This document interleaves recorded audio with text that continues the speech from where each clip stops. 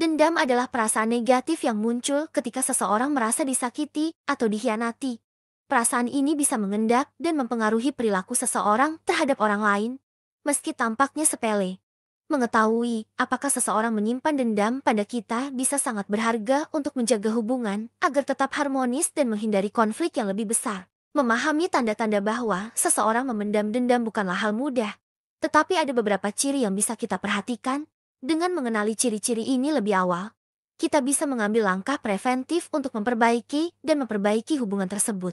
Pertama, sikap dingin dan menjauh. Orang yang memendam dendam seringkali menunjukkan sikap dingin dan cenderung menjauh. Mereka mungkin terlihat tidak tertarik untuk berinteraksi atau menghindari kontak mata. Sikap ini adalah bentuk perlindungan emosional agar mereka tidak semakin terluka. Selain itu, mereka mungkin juga menolak undangan atau ajakan untuk berkumpul, memberikan alasan yang tidak jelas, atau hanya sekadar untuk menghindar dari kita. Kedua, komunikasi yang terputus-putus. Perubahan dalam pola komunikasi bisa menjadi tanda lain.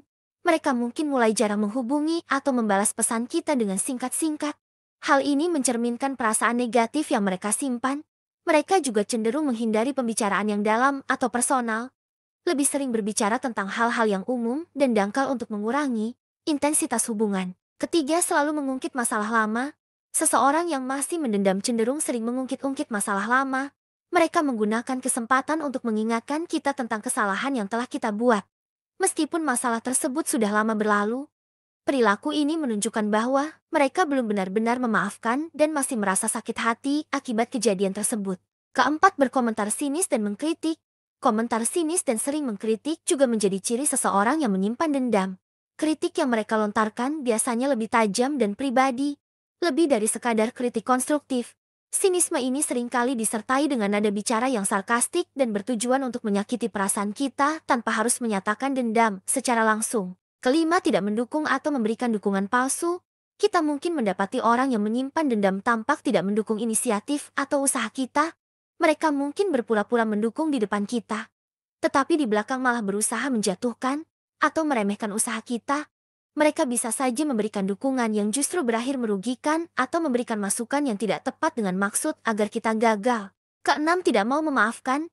Jika seseorang terus berpegang pada kesalahan yang pernah kita buat dan menolak untuk memberikan maaf, itu adalah tanda jelas bahwa mereka menyimpan dendam.